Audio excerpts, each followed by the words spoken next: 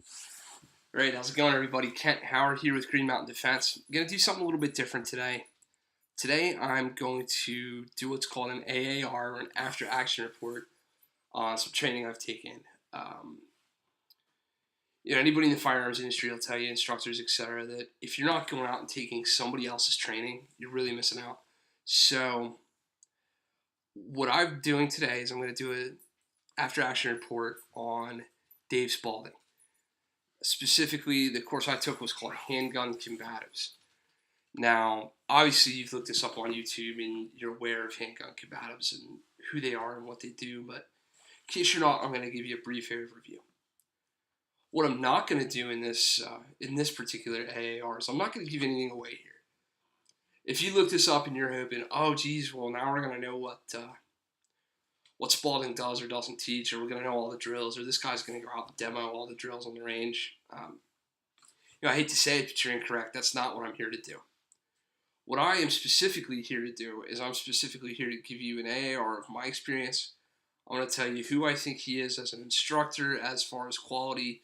I'm going to give you an idea of the host facility and where I went to take the training, whether or not I would train there again. I'm going to give you an idea of if and by the way, this is a format that we're going to use continuously, not just for this particular course. So if I feel like there's something that needs improvement, or if I feel like there's something I wasn't super thrilled with, I'll make sure to let you know that as well.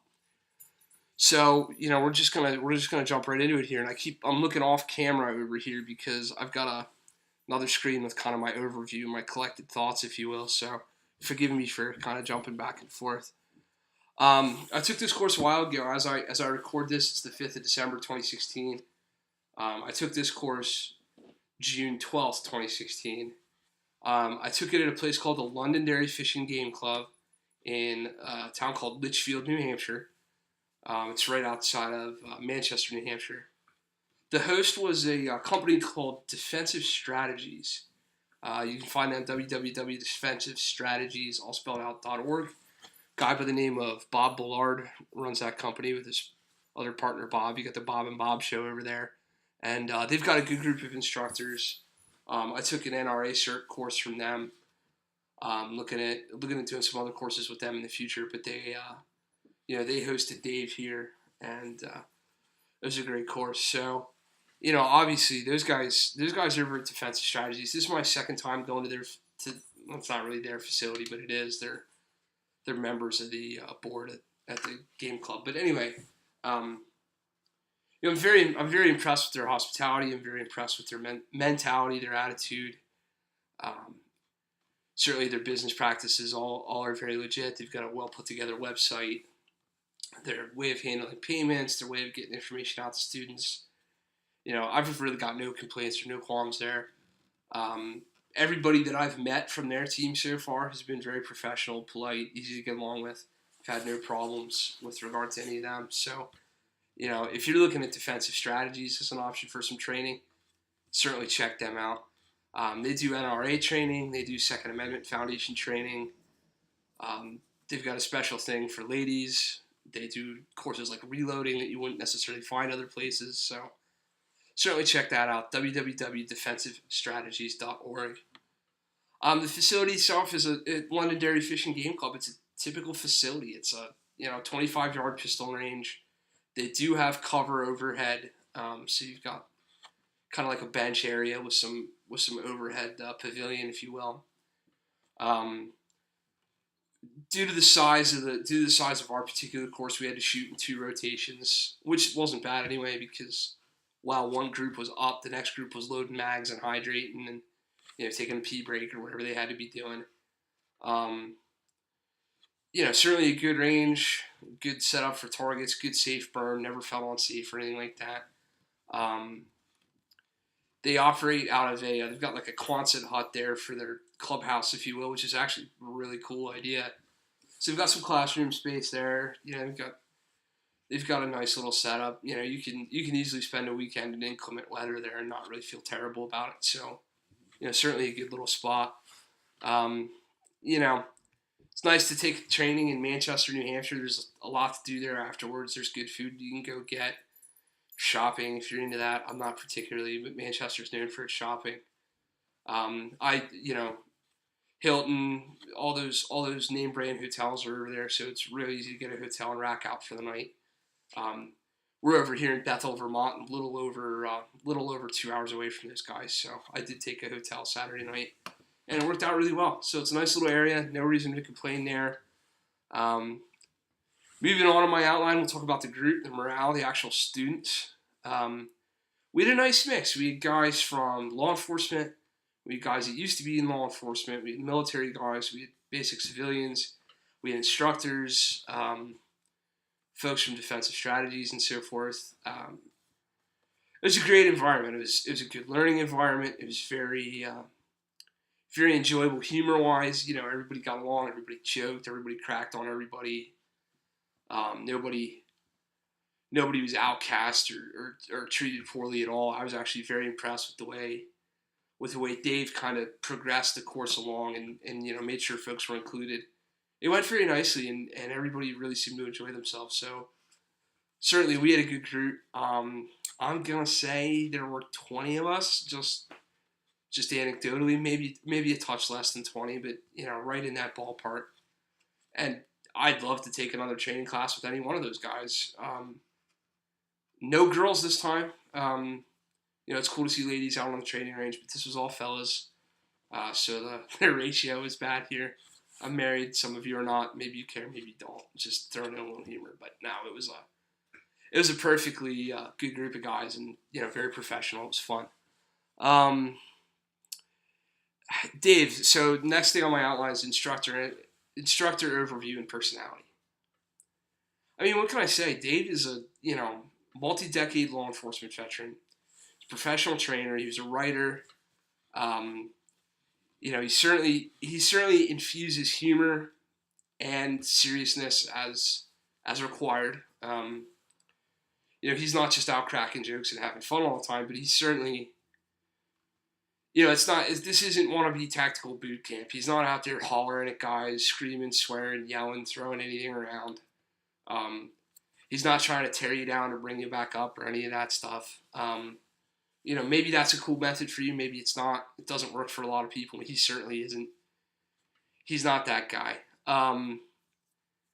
He does seem to draw one distinction. One thing I will say is, he specifically mentioned, hey, if you want to learn to go use a rifle, a carbine, in defense of yourself or others, maybe you should go take that from somebody who's got military experience. He made that perfectly clear. And then he caveated or followed that up with, on the other hand, if you want to talk about somebody who's been using a handgun professionally as their primary weapon system, the best place to get that training is from America's law enforcement.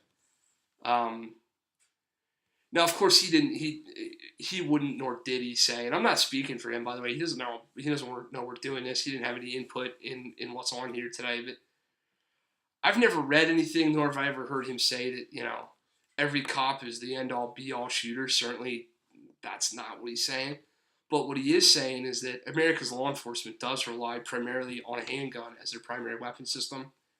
And, he certainly focused on that and made it clear that, your average day-to-day, average Joe, I go out into the work environment, out about my daily life. I carry a lot of things on me all the time.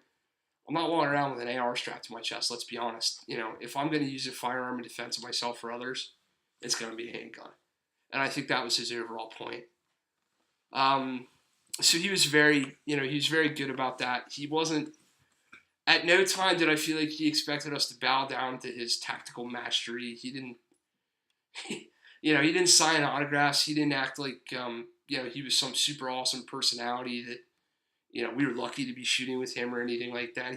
He was very down to earth, very approachable guy. I mean, sat on the range and had sub sandwiches with us and,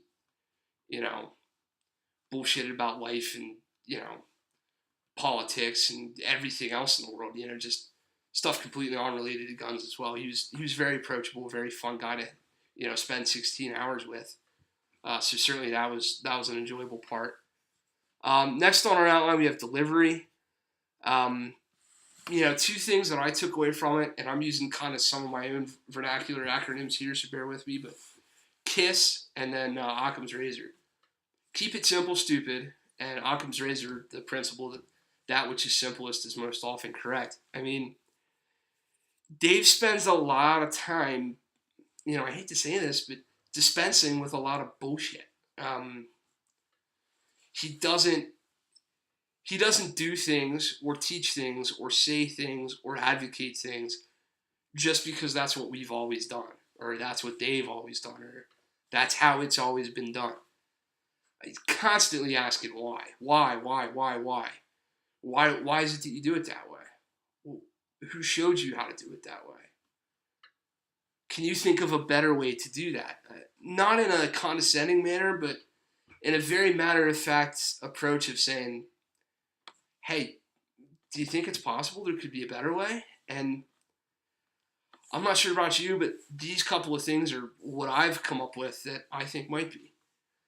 And then he delivers those things in a very realistic, very, shall I say, very, what's the word I'm looking for? Not assuming. It's not like he's, well, this is what you're gonna do today because I said so. It's, hey, try this. Can I show you this right here, right quick? Oh, look, did that work better for you? Yeah, it normally does. And the minute he sees folks kind of straying, and I mean, certainly, I'm sure there were times my eyes glossed over and I looked like a kid who just wanted to go out to lunch. He would kind of do like a little group huddle thing and, get a gun and sit there with the group and say, okay, guys, let's talk about the physical mechanics of why this works better.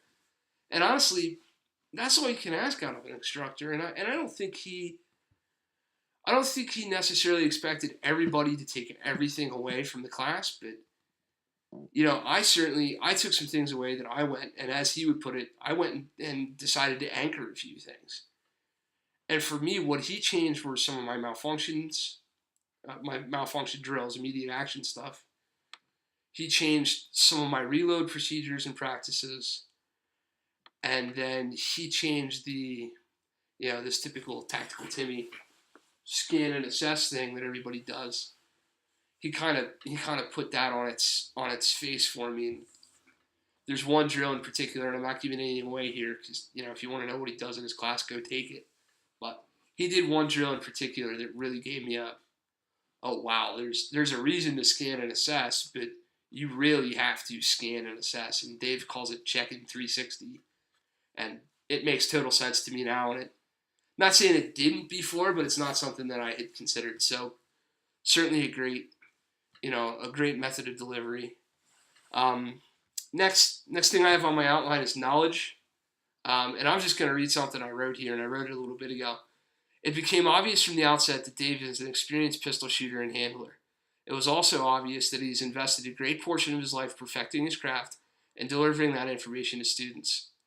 He had recently transitioned from law enforcement to training. While these two worlds intersect to a degree, he obviously enjoys what he does and doesn't invest a great deal of his ego in his work. Dave spent exactly zero time trying to convince us how cool he was. That's him in a nutshell. His depth of, going back to things from the 80s, going back to things from the 90s, talking about specific drills, talking about why it was taught, who taught it. Another thing that you can tell a truly knowledgeable teacher gives credit where credit's due. There were times when he would say, oh, hey, check this out. This is a drill I got from so-and-so. And he would tell the story about him and so-and-so and where he got the drill and why he picked it, why he liked it. Given full credit, if he was an author, he'd have done a perfect job citing the source. When something wasn't his own, never once did he claim it to be his own. And I was impressed with that. I've taken training and seen training that sounded really similar to something else I had heard or seen. And with Dave, at the very least, when he was borrowing or stealing or, I shouldn't say stealing because it sounded to me like he had the permission of those that he was borrowing from, but he would always give credit ad nauseum to the point where he made an extra point of making sure that he didn't miss that. So that was impressive. Quality of material. you know, bottom line for me was Dave infused a combination of the fundamentals of pistol shooting, trigger price, sight alignment, sight pressure, all that good kind of stuff that everybody knows and everybody has different vernacular for. Safety, duh. And of course, his unique take on things, which to me is basically about eliminating any inefficiency anywhere. If he sees an inefficiency in motion, an inefficiency in thinking, in time, and how much effort, how much energy you're placing into a specific task, he's right there with a, no, we're not going to do it that way. Let me show you this. This is the most efficient way I've found in my decades of trying to do it. And I got to be honest with you, he didn't show me anything to where I was like, no, that's stupid. I'll do it my way. You know, you got to go into these courses with an open mind and an open attitude for learning. So if you go into it thinking, I already know and I'm just going to prove to this guy everything I already know, I don't care what kind of student you are. I don't care if you're a firearms student or a psychology student or a nursing student. If you think you know everything already, I don't know why you're taking the course. Just don't even bother showing up. And he certainly, everything he showed me, efficiency of movement-wise, worked very well. And one of the things that I stressed on and I focused with him on was, and I always take this time, and he was great about anytime anybody put up their hand or anytime anybody made a mention or asked a question, he was great about going, yeah, okay, so what's the matter? What aren't you getting here? Even to the point of if he had to, during a break or during an aside, a one-on-one, he put his arm around you, hey, come on, let's, not maybe literally put his arm, you know what I mean. Hey, come on, let's workshop this. Let's figure this out. What is it about this you're not getting? Show me what you're not getting. Not, like theoretically. No, live fire. Show me. Do what you're doing, and I'll show you what I was trying to show you, and maybe you'll see the difference here. And there was one drill where I just was not, me personally, I was not getting it. 100%.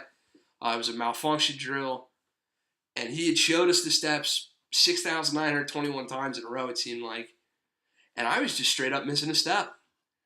He was giving us a, I was missing it. I did that intentionally. I'm not going to tell you what his method was because, take the course, but I was literally like missing step 3 every freaking time. No matter what he said to me, I was missing it. And I even demoed it in front of him. And I said, no, I did that. He said, no, you didn't. And it took him a couple times. No, you didn't. Watch me. And I literally, we were doing 2, I was on group 1 and then there was group 2. And I tried that drill the whole time group 1 was doing it. Then the whole time group 2 did it. Then the whole time group 1 did it. And I shot group 2 again. I did that same drill 4 times till I anchored it. Or, for that day had anchored it. That drill, part of that drill was part of the, his ending. He has 6 drills at the end. And you get scored on whether or not, he used to not give certificates if you didn't get those 6. Now he does. So I went from I could not get it, straight up, could not get this one particular thing, to, it was a malfunction drill, to, I cleared it. The first time on demand, when it was time for him to walk over to me with a timer and tell me, okay, on demand right now, you need to do this for me, I passed the drill the first time. So he did a couple things for me in that moment. Number one, he took time just for me. 20 people. He spent a few minutes, I would say, right here, me and him. Great. He really broke that down for me. Number 2, he pointed out to me where I thought I was correct. Like mentally, I thought I was doing everything, but clearly I wasn't. He broke that down for me. He showed me that I had not done it. He then demoed it for me again. Then he allowed me to go off to the side, because there was an extra space on group 2 over there. He said, go on, shoot it again. Do it again with group 2. Do it. You brought your ammo. Nobody's counting your ammo. Do it as many times as you need to until you feel comfortable. And had he not let me do that, I wouldn't have cleared all 6 of his drills at the end, and I might have never gotten it. So if he'd have just done the typical, well, moving on, I wouldn't have got it. But he broke down with me, and he took me the extra time. And In that whole 16 hours of course, in that moment, I needed his undivided attention for 5 minutes or whatever. And he was great at recognizing that, figuring it out, and spending that time just with me. And it was really nice. It was actually a breath of fresh air as compared to what you experience sometimes.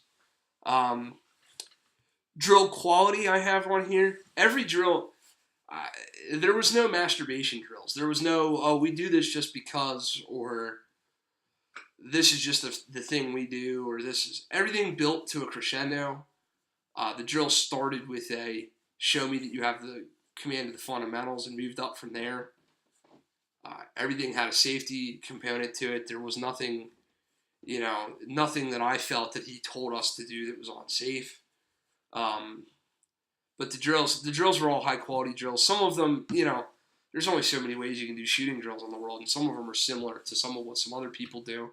I already mentioned that when he did something that belonged to somebody else, he said, hey, this belongs to so-and-so.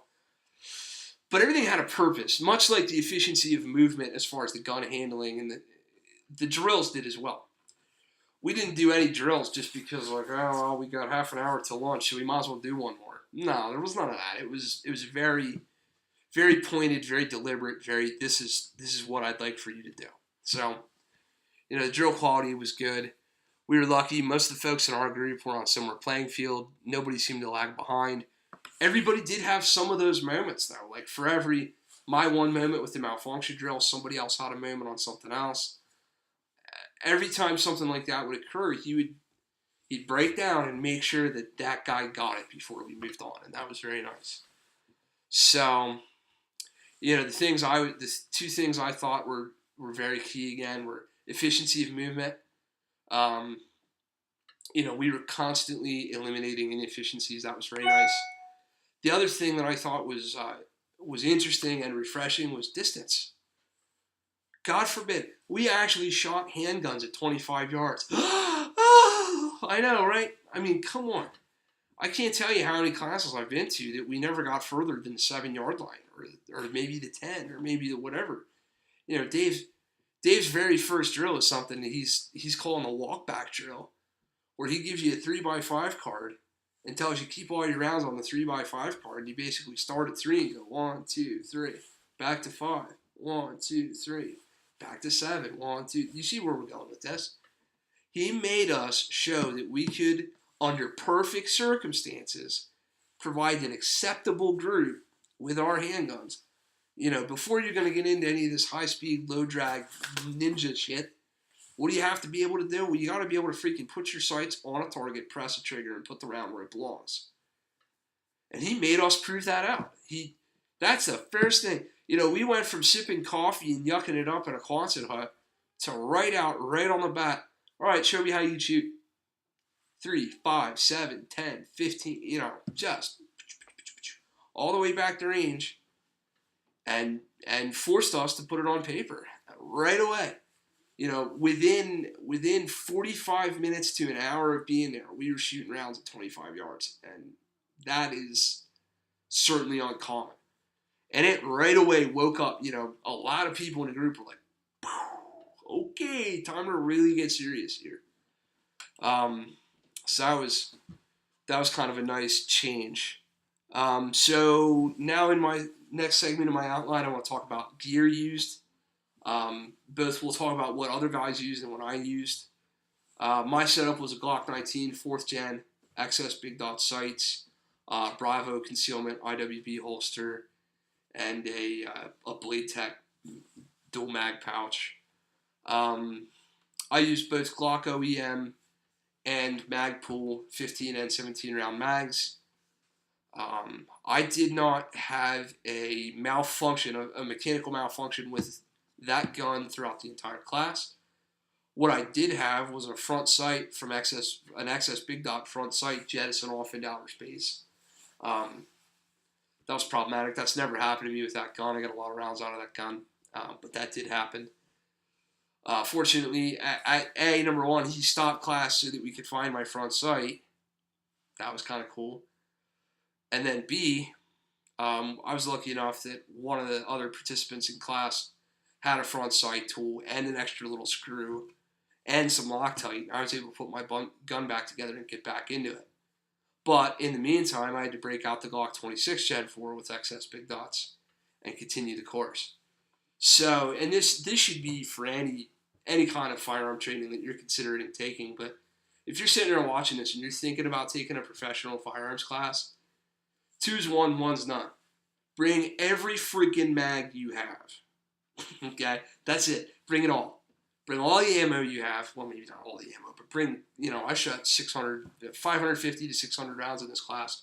I brought 1,000 with me, and I was, parroting a little bit out here and there, not a ton, but I gave one guy like 50 rounds of ammo so he could finish the day, if I remember right.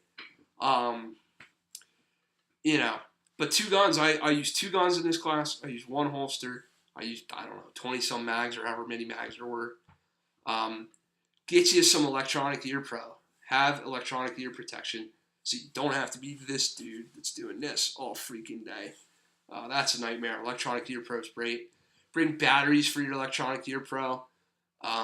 Get yourself an Apalula magazine loader, one of those little squeeze down push mag loaders. That thing was freaking a godsend. This class was the first time I used one of those. I have not loaded a pistol mag since without it.